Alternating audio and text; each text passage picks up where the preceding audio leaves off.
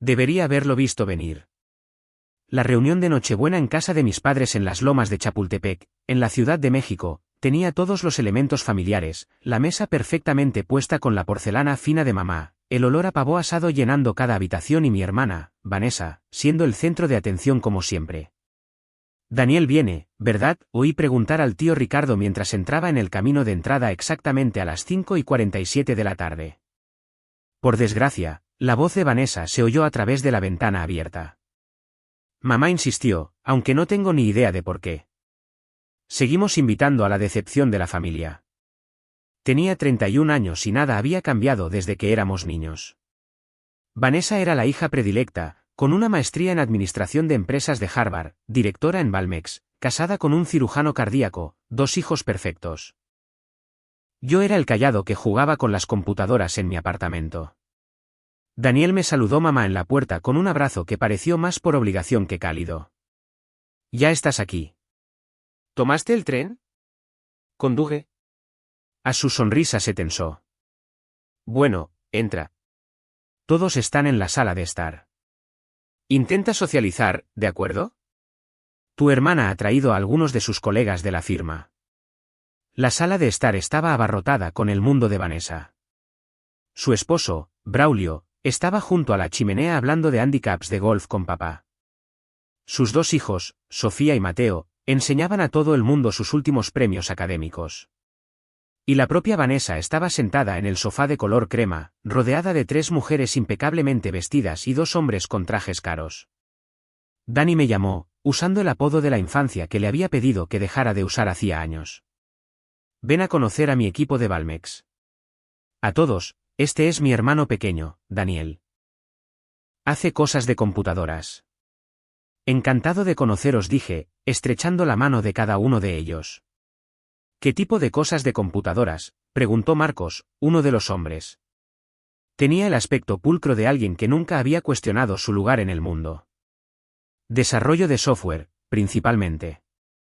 Ah, programación, dijo una de las mujeres alegremente. Mi sobrino hace eso. Tiene 17 años y se le da bastante bien. Qué interesante, intervino otra, con un tono que sugería todo lo contrario. Vanessa se rió. Daniel lleva haciendo lo mismo desde la universidad. Muy dedicado a sus pequeños proyectos. Mamá y papá siguen esperando que consiga un trabajo de verdad. Se encogió de hombros de forma dramática. Asentí y me dirigí a la cocina, donde la tía Carolina estaba ayudando a mamá con los preparativos finales. Ahí está, dijo la tía Carolina con calidez. Siempre había sido más amable que el resto de la familia. ¿Cómo estás, Daniel? Yo estoy bien, gracias. ¿Sigues disfrutando de tu trabajo? Muchísimo. Mamá se giró desde la estufa, con expresión preocupada. Daniel, tu padre mencionó que sigues en ese mismo apartamento en la Condesa. ¿Has pensado en buscar algo mejor? Quizás si solicitaras empleo en algunas empresas más grandes, Google o Microsoft, podrías permitirte un barrio mejor. Estoy cómodo donde estoy. Es solo que ya tienes 31 años, continuó, bajando la voz. Vanessa había llegado a ser vicepresidenta a tu edad. Nos preocupamos por ti. Llamaron para cenar y todos entraron en el comedor. La disposición de los asientos contaba su propia historia. Vanessa a la derecha de papá, Braulio a su lado, los colegas de Valmex en los lugares de honor. A mí me sentaron en el extremo más alejado, entre la tía Carolina y mi prima adolescente, Sophie. Tío Daniel, susurró Sophie mientras servían el primer plato, ¿es verdad que eres una especie de genio de la computación? Yo no diría eso. Mamá dice que creaste algún tipo de aplicación o algo así. Algunas, sí. Antes de que pudiera dar más detalles, papá chocó su copa con un cubierto para llamar la atención. Quiero dar las gracias a todos por estar aquí hoy. La familia lo es todo y estoy agradecido de que podamos reunirnos todos, así le sonrió a Vanessa. Especialmente orgulloso de mi hija, que acaba de cerrar un acuerdo de 3.600 millones de pesos para su firma. Vanessa, nos enorgulleces cada día. Todos aplaudieron. Vanessa aceptó los elogios con humildad ensayada. Y Daniel, continuó papá, su tono cambiando ligeramente, nos alegra que hayas podido tomarte un tiempo libre de tus proyectos para estar con nosotros. Una risa cortés recorrió la mesa. La comida continuó con conversaciones sobre carteras de acciones, casas de fin de semana en Valle de Bravo y solicitudes para colegios privados. Comí en silencio, respondiendo a las preguntas cuando se dirigían directamente a mí, pero sobre todo observando. Entonces, Daniel dijo Marcos durante el plato principal, ¿qué haces exactamente todo el día? Solo escribir código. De hecho, dirijo una empresa. Vanessa casi se atraganta con el vino. ¿Una empresa, Danny? Ya hemos hablado de esto. Tener una sociedad de responsabilidad limitada para fines fiscales no te convierte en un director ejecutivo. Tengo empleados. ¿Cuántos?, preguntó Braulio, claramente siguiéndome la corriente. Unos 4.000. La mesa se quedó en silencio durante exactamente 3 segundos antes de que Vanessa estallara en carcajadas. ¿4.000? Danny, vamos. No tienes que inventarte cosas. No me las estoy inventando. Está bien ser solo un desarrollador autónomo, interrumpió. No hay nada de qué avergonzarse. Bueno, quizá un poco de vergüenza, pero somos familia. Te queremos de todos modos. Sus colegas se unieron a la risa, y yo volví a mi pavo. ¿Todavía jugando con las computadoras?, preguntó Vanessa más tarde, mientras mamá sacaba el postre. Quiero decir, es genial que tengas un pasatiempo, pero ¿no crees que es hora de madurar? ¿Conseguir una carrera de verdad? Quizá podría conseguirte una entrevista en el Departamento de Tecnologías de la Información de Valmex. Nivel de entrada, obviamente, pero es un comienzo. Es muy amable, pero estoy contento con mi trabajo actual. Trabajo actual, repitió, haciendo comillas en el aire. Mamá, papá, de verdad necesitamos tener una conversación seria sobre el futuro de Daniel. Está desperdiciando su potencial. Mamá asintió con tristeza. Lo hemos intentado, Vanessa. Es tan terco. Papá se aclaró la garganta. Hijo, sé que piensas que este pasatiempo de las computadoras va a alguna parte, pero tienes 31 años. Es hora de afrontar la realidad. Quizá Braulio conozca a alguien en el hospital que necesite ayuda en tecnologías de la información. Podría preguntar por ahí, ofreció Braulio. ¿Cuáles son tus cualificaciones? ¿Alguna certificación? Tengo un doctorado en ciencias de la computación del TEC de Monterrey. Bueno, eso es algo, dijo papá, animándose ligeramente. Quizá con eso podrías entrar en el departamento de tecnología de una empresa decente. Ir ascendiendo. Agradezco la preocupación, pero... Mi teléfono vibró. Luego otra vez y otra vez. Lo saqué, mirando la pantalla, 37 mensajes nuevos en los últimos 2 minutos. Lo silencié y lo puse boca abajo junto a mi plato. Popular esta noche, dijo Vanessa con sarcasmo. Déjame adivinar. Tu amigo de los videojuegos se pregunta dónde estás. Algo así. El teléfono de papá sonó. Frunció el ceño al ver la pantalla. No reconozco este número, contestó de todos modos, con voz retumbante. ¿Diga? Habla Ricardo Garza. ¿Quién es? Su expresión cambió rápidamente, confusión, incredulidad, conmoción. Lo siento, ¿podría repetir eso? ¿Forbes México? Quieren entrevistar a mi hijo, me miró directamente. ¿A qué hijo? A Daniel, dije en voz baja. ¿Para qué artículo? ¿El artículo de portada? Probablemente la mesa se había quedado completamente en silencio. Todos los ojos estaban puestos en papá mientras escuchaba a quienquiera que estuviera al teléfono, su rostro palideciendo por segundos. 150.000 millones de pesos, susurró. Debe haber algún error. Mi hijo es un... Él se dedica a la programación de computadoras.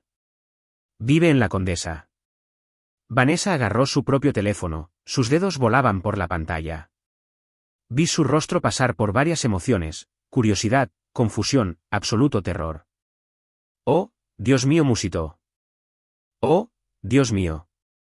Oh, Dios mío. Oh, Dios mío, giró su teléfono, mostrando a la mesa un artículo de Forbes México que acababa de publicarse. El titular decía, el multimillonario tecnológico más joven hecho a sí mismo, como Daniel Garza, de 31 años, construyó en secreto un imperio de inteligencia artificial de 150.000 millones de pesos.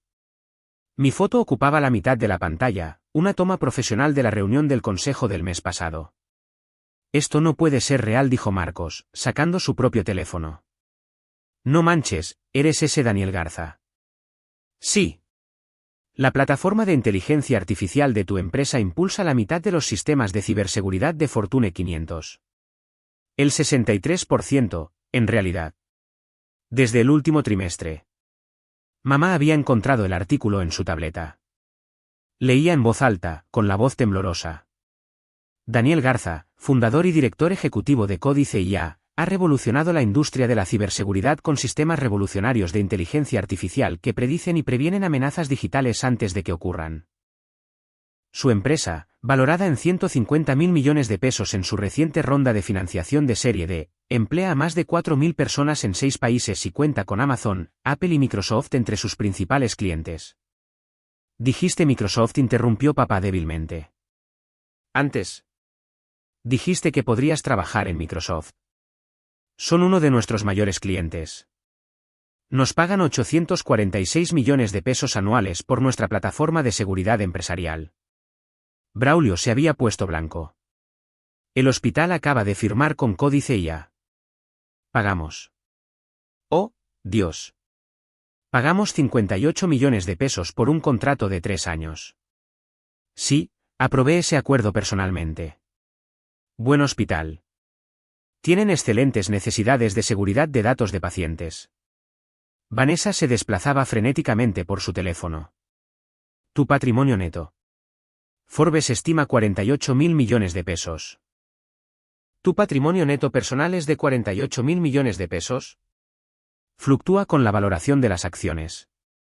La semana pasada era de 52.000 millones, pero el mercado ha estado volátil. Una de las colegas de Vanessa, Jennifer, creo, había abierto el sitio web de mi empresa. Tu junta directiva incluye a 3 exjefes de ciberseguridad del gobierno y al exdirector ejecutivo de IBM. Apareces como fundador y presidente. Gracias. Prefiero seguir involucrado en las operaciones diarias. Papá todavía estaba al teléfono con el periodista de Forbes México, escuchando en un silencio atónito. Cuando finalmente colgó, se quedó mirándome fijamente. Quieren hacer una entrevista de portada. La semana que viene. Van a enviar un fotógrafo a tu sede central. Tenemos oficinas en Santa Fe. El campus principal está en La Condesa, en realidad, cerca de donde vivo. Tenía sentido mantener mi trayecto corto. Tu apartamento, susurró mamá. No es un apartamento, ¿verdad? Es el ático en el edificio del que soy dueño. 1.115 metros cuadrados. Compré el edificio hace 7 años, cuando la empresa empezó a despegar. Parecía una buena inversión. A Vanessa le temblaban las manos. El acuerdo de Valmex que cerré.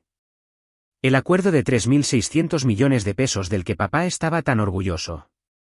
¿Eso? Eso es menos de lo que tu empresa gana en un mes. Nuestros ingresos del tercer trimestre fueron de 15.200 millones de pesos. Así que sí, aunque para ser justos, los ingresos no son lo mismo que los beneficios. Solo obtuvimos 5.600 millones de pesos netos ese trimestre. Fue un periodo de fuerte inversión en investigación y desarrollo. La mesa se sumió en el caos. Todos hablaban a la vez, con los teléfonos fuera, buscando artículos, perfiles de LinkedIn, noticias. Al parecer, mi empresa había aparecido en El Financiero el mes pasado, Sataka México había hecho un perfil en septiembre y Bloomberg Línea me había incluido en su lista, 40 menores de 40. Como no lo sabíamos, seguía repitiendo mamá. ¿Cómo no lo sabíamos? Intenté decíroslo varias veces. En la Nochebuena del año pasado, mencioné la ronda de financiación de Serie C. Dijiste que era bueno que tuviera pequeños proyectos para mantenerme ocupado. Serie C, papá parecía enfermo. ¿Esa que valoró tu empresa en 102.000 millones de pesos? 102.000 millones, sí. La tía Carolina, bendita sea, empezó a reír. No burlonamente, sino una risa genuina y encantada. Oh, Daniel. Todas esas veces que te llamaron la decepción de la familia. Todas esas veces que Vanessa presumió de su salario.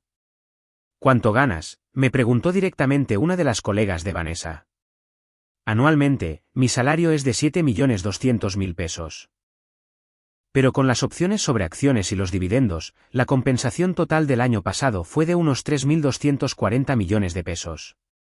Vanessa hizo un sonido como si le hubieran dado un puñetazo. Eso es. Yo gano 6.120.000 pesos al año. Pensé que me iba muy bien.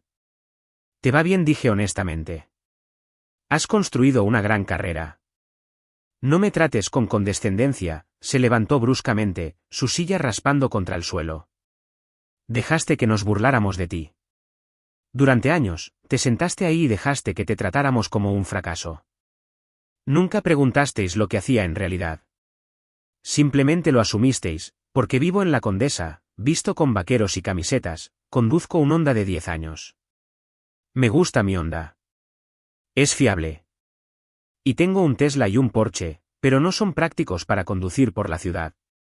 El teléfono de papá volvió a sonar, luego el de mamá, luego el de Vanessa. La noticia se estaba extendiendo rápidamente. El artículo de Forbes México se había vuelto viral en LinkedIn y Twitter. Gente que conocíamos, gente que me había menospreciado en reuniones familiares durante años, de repente estaba muy interesada en volver a contactar. Señor Garza, dijo Marcos con cuidado, no sé si se acuerda, pero nos conocimos brevemente en una conferencia del sector hace 2 años. Me encantaría hablar sobre. Me dijiste que debería considerar volver a estudiar para una maestría en administración de empresas si quería que me tomaran en serio en los negocios. Su rostro se sonrojó. Yo. No lo recuerdo. También dijiste que la gente técnica rara vez son buenos ejecutivos porque no entienden los mercados. Luego me preguntaste si alguna vez había considerado las ventas. Jennifer había encontrado una entrevista en vídeo que había hecho con CNBC el mes pasado. La reprodujo a todo volumen, mi voz discutiendo la ética de la inteligencia artificial y la responsabilidad de las empresas de tecnología de priorizar la seguridad sobre el beneficio. El entrevistador me había llamado, una de las voces más influyentes de Guadalajara. ¿Guadalajara?, dijo mamá débilmente. ¿Estás en Guadalajara? Tengo una oficina allí, y en Sao Paulo, Bogotá, Londres, Singapur y Tokio. Pero paso la mayor parte de mi tiempo en la Ciudad de México. Braulio estaba leyendo algo en su teléfono, su expresión cada vez más perturbada. Dice aquí que donaste 900 millones de pesos al TEC de Monterrey el año pasado para establecer un centro de investigación de ética de la inteligencia artificial. 990 millones, en realidad. Lo anunciaron mal al principio. Y 540 millones a varios programas de educación en ciberseguridad. 576 millones. Creo en crear oportunidades para la gente interesada en carreras tecnológicas. Vanessa tenía lágrimas en los ojos ahora. Todas esas veces que te ofrecí ayuda. Todas esas veces que dije que necesitabas madurar, conseguir un trabajo de verdad. Estabas intentando ayudar basándote en lo que creías saber. No espetó. No seas comprensivo. Enfédate. Grítanos. Algo. ¿Por qué iba a gritar? ¿Por qué te tratamos como basura durante años? Otro teléfono vibró. El de Sophie, esta vez. Jadeó.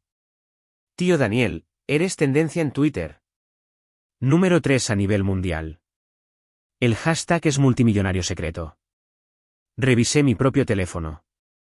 Mi asistente había enviado 17 mensajes, mi equipo de relaciones públicas estaba en modo de crisis y el presidente de mi consejo quería una llamada de emergencia para gestionar la respuesta de los medios. Necesito hacer algunas llamadas, dije, levantándome. Con permiso. Entré en el estudio de papá y pasé los siguientes 30 minutos en control de daños.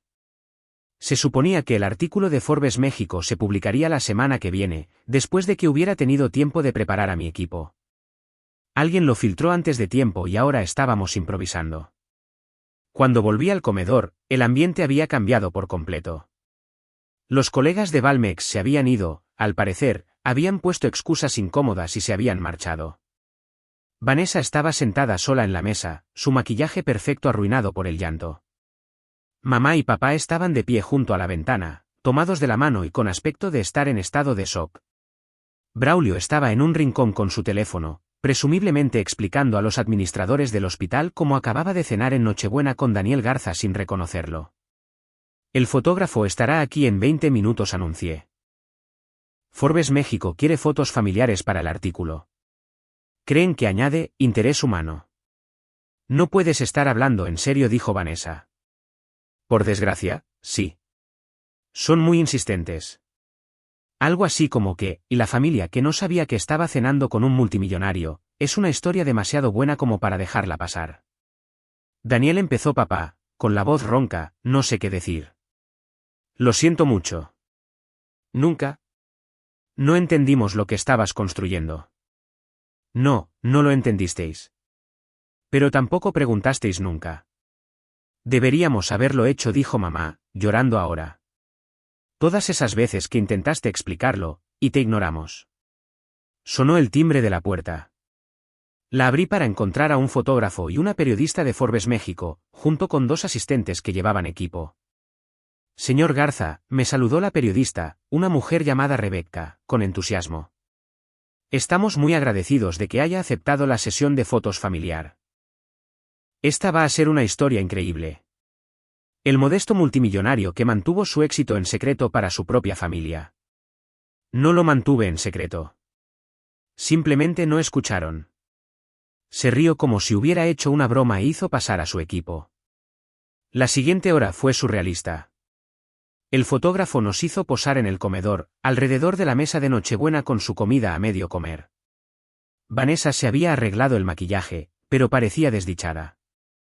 Mamá y papá intentaron sonreír, pero sobre todo parecían atónitos. Yo me quedé de pie detrás de mi silla, con una mano apoyada en el respaldo, mirando directamente a la cámara. Perfecto, decía el fotógrafo una y otra vez. Esto es perfecto. El sueño americano, aquí mismo. Rebeca entrevistó a cada miembro de la familia. La voz de papá temblaba al admitir que me había llamado una decepción. Mamá lloró mientras confesaba que había pensado que estaba desperdiciando mi vida. Vanessa se negó a ser grabada al principio, luego finalmente habló con un tono monótono sobre subestimar al señor Garza. Rebeca se volvió hacia mí. ¿Qué se siente al estar aquí esta noche después de años de ser visto como el fracasado de la familia? Nunca fui un fracaso. Simplemente fui discreto con mi éxito. Pero se burlaron de ti, menospreciaron tu trabajo. Juzgaron basándose en información incompleta. La gente hace eso. ¿Estás enfadado con ellos? Miré a mi familia, mi hermana, que había pasado décadas tratándome como una decepción, mis padres, que habían deseado en voz alta que fuera más como Vanessa, los parientes que se habían compadecido de mí en cada reunión. No dije honestamente. No estoy enfadado. Solo estoy cansado de ser invisible. Después de que Forbes México se fuera, nos sentamos en la sala de estar. El silencio era pesado e incómodo. ¿Y ahora qué pasa?, preguntó finalmente Vanessa. El artículo se publica el lunes. Será el artículo de portada. Después de eso, las cosas serán diferentes. ¿Diferentes cómo? Todos seréis conocidos como mi familia. La gente os relacionará conmigo, vuestros colegas, vuestros clientes. Todo el mundo sabrá que estáis emparentados con el multimillonario secreto, hice comillas en el aire alrededor del apodo elegido por Forbes México. Papá hizo una mueca. El club de golf. Todos en el club sabrán que pasé años diciéndole a la gente que mi hijo era solo un programador de computadoras. No te equivocabas. Soy un programador de computadoras. Simplemente, también dirijo una empresa. Una empresa valorada en 150.000 millones de pesos, dijo Braulio en voz baja. Había estado investigando en su teléfono. Tu inversor más pequeño, el que tiene solo una participación del 2%, tiene una participación valorada en 3.000 millones de pesos. A los primeros inversores les fue muy bien, sí. Mamá se levantó de repente. Tengo que llamar a todo el mundo. A mis hermanas, a los Ramírez, a todos los que preguntaban por ti en el bridge la semana pasada. Les dije que todavía estabas tratando de averiguar tu carrera. Quizá espera a que se publique el artículo, sugerí. Dale tiempo a la gente para que vea la historia primero. Daniel, dijo Vanessa, con voz queda, Todas esas veces que te ofrecí ayuda para conseguir un trabajo en Valmex. Todas esas ofertas condescendientes para que trabajaras en tecnologías de la información. Estabas intentando ayudar. No. Estaba intentando sentirme superior. Estaba tratando de mantenerte por debajo de mí porque eso me hacía sentir exitosa, se rió con amargura. Dios, probablemente ganas más en una semana de lo que yo ganaré en toda mi carrera. El éxito no es solo dinero. No, espetó de nuevo. No hagas eso. No seas generoso. No me lo merezco. Mi teléfono vibró con un mensaje de mi asistente. CNN en español quiere una entrevista. Televisa quiere que vuelvas. Bloomberg Línea solicita una entrevista personal. ¿Qué les digo? Respondí, prográmalas para la semana que viene, después de que salga la portada de Forbes México. Habrá más entrevistas, le dije a mi familia. Más artículos. Esto va a ser una gran historia. El multimillonario tecnológico que se escondía a plena vista. Mi equipo de relaciones públicas cree que dominará el ciclo de noticias durante al menos una semana. Y nosotros saldremos en todo, dijo papá. La familia que no reconoció el éxito cuando estaba sentado en nuestra mesa. Probablemente, sí. La tía Carolina, que había estado callada durante la mayor parte de esto, finalmente habló. Por si sirve de algo, Daniel, siempre supe que eras especial. Incluso cuando eras pequeño, construyendo esas computadoras en tu habitación, sabía que harías algo extraordinario. Gracias, tía Carolina. Aunque debo admitir, añadió con una pequeña sonrisa, que 150.000 millones de pesos es más extraordinario de lo que esperaba. Eso rompió un poco la tensión. Algunas personas se rieron nerviosamente. ¿Qué hacemos ahora?, preguntó mamá. Quiero decir, ¿ahora mismo? ¿Esta noche? Miré a mi familia. Imperfecta, crítica, pero seguía siendo mi familia. Terminamos la cena de Nochebuena. El pavo se está enfriando y el postre está esperando. ¿Quieres simplemente comer postre? ¿Después de todo? Vanessa parecía incrédula. ¿Por qué no? Es Nochebuena. Estamos juntos. Eso es lo que importa, ¿no? Volvimos al comedor. La comida continuó, pero todo había cambiado. Donde antes despreciaban mis opiniones, ahora estaban pendientes de cada palabra. Donde antes hablaban por encima de mí, ahora esperaban a que yo hablara. Era incómodo de una manera diferente. Mientras comíamos el postre, el teléfono de papá vibró con un mensaje. Lo miró y palideció. Es Ricardo Ramírez del club. Acaba de ver el artículo de Forbes México en línea y quiere saber si estamos libres para cenar la semana que viene, me miró.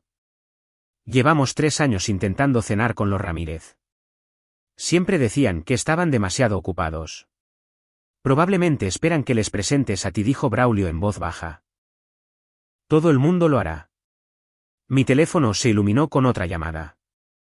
Miré la pantalla, Forbes México, alerta de última hora. Contesté, habla Daniel Garza. Señor Garza, soy Miguel Rodríguez de Forbes México. Soy el director de redacción. Quería disculparme personalmente. Nuestro artículo se publicó 6 días antes de lo previsto debido a un error técnico. Estamos improvisando para manejar la situación. Me di cuenta. El tráfico ha sido sin precedentes. Hemos colapsado nuestros servidores 2 veces en la última hora. Este va a ser nuestro artículo más leído del año, posiblemente de la década. Felicidades. La cosa es, señor Garza, que nos encantaría hacer un artículo de seguimiento. El ángulo de interés humano es increíble, la familia que no se dio cuenta de que estaba cenando en Nochebuena con un multimillonario. ¿Consideraría una entrevista exclusiva sobre esa dinámica? Miré a mi familia, todos fingiendo no escuchar mientras obviamente estaban pendientes de cada palabra. Lo pensaré. Después de colgar, Vanessa preguntó, ¿era sobre nosotros? Quieren hacer una historia de seguimiento sobre esta noche. Oh, Dios, musitó mamá. Todo el mundo lo sabrá. Todo el mundo sabrá que te tratamos como un fracasado. Si dije simplemente. Lo sabrán. El resto de la noche transcurrió entre una neblina de llamadas telefónicas, mensajes de texto y conversaciones incómodas. A las 10 de la noche, estaba agotado. Me voy a casa, anuncié. Daniel, espera, papá se levantó. Necesito decir esto. Lo siento. Lo siento muchísimo por cada comentario despectivo, cada mirada de decepción, cada vez que deseé que fueras más como tu hermana. No te merecías nada de eso. No estuve de acuerdo. No me lo merecía. ¿Puedes perdonarnos? Consideré la pregunta cuidadosamente. Con el tiempo, quizá. Pero no esta noche. Esta noche, me voy a casa a mi ático, y mañana voy a lidiar con la tormenta mediática que esto ha creado. Después de eso, ya veremos. Conduje a casa en mi fiable Honda, viendo las luces de la ciudad pasar borrosas. Mi teléfono no dejaba de vibrar, inversores, miembros del consejo, amigos de los que no había sabido nada en años. De repente, todo el mundo quería hablar con el multimillonario secreto. Cuando entré en el estacionamiento de mi edificio, el guardia de seguridad me saludó con un nuevo respeto. Señor Garza, vi el artículo. No tenía ni idea. No pasa nada, Marcos. Soy la misma persona que ayer. Señor, si no le importa que lo diga, su familia debe de estar muy orgullosa. Pensé en las lágrimas de Vanessa, el horror de mamá, la vergüenza de papá, los colegas de Valmex huyendo avergonzados. Se están adaptando, dije diplomáticamente. En mi ático, me serví un vaso de whisky y me quedé de pie junto a los ventanales del suelo al techo, contemplando la Condesa. En algún lugar de las lomas, mi familia probablemente seguía despierta, lidiando con las consecuencias de la revelación. Mi teléfono vibró una vez más. Un mensaje de texto de Vanessa. Sé que no me merezco esto, pero gracias por no destruirme delante de mis colegas. Podrías haber sido cruel. Podrías haberme humillado como yo te humillé durante años. Pero no lo hiciste. No entiendo por qué. Le respondí, porque eres mi hermana y, a pesar de todo, no disfruto viendo sufrir a la gente. Su respuesta llegó de inmediato. ¿Incluso la gente que se lo merece? ¿Incluso entonces? A la mañana siguiente, la portada de Forbes México se lanzó oficialmente. Mi rostro miraba desde los puestos de periódicos de todo el país bajo el titular, El multimillonario invisible, como Daniel Garza construyó un imperio de 150.000 millones de pesos mientras su familia pensaba que era un fracasado. Mi teléfono se volvió inutilizable en una hora. La historia había explotado más allá de los círculos tecnológicos y había llegado a los medios de comunicación generalistas. CNN en español, Televisa, TV Azteca, todos querían la historia del modesto multimillonario que había sido objeto de burlas en la cena de Nochebuena. Al mediodía, tenía solicitudes de entrevista de 63 medios de comunicación diferentes, propuestas de inversión de 17 firmas de capital de riesgo y 3 propuestas de matrimonio de personas que nunca había conocido. También tenía un mensaje de texto de mamá. Tu padre y yo quisiéramos llevarte a cenar a un sitio bonito. Invitamos nosotros. Aunque supongo que cualquier sitio que pudiéramos permitirnos ya no te impresionaría. Me quedé mirando ese mensaje durante mucho tiempo antes de responder, ¿qué tal el sitio cerca de vuestra casa? El restaurante italiano que os gusta. ¿El martes a las 7? ¿Volverías? Después de todo, seguís siendo mis padres. Eso no ha cambiado. Pero todo lo demás había cambiado. El fracasado de la familia era ahora la historia de éxito familiar. La decepción era ahora el orgullo de la familia. El hijo invisible era ahora imposible de ignorar.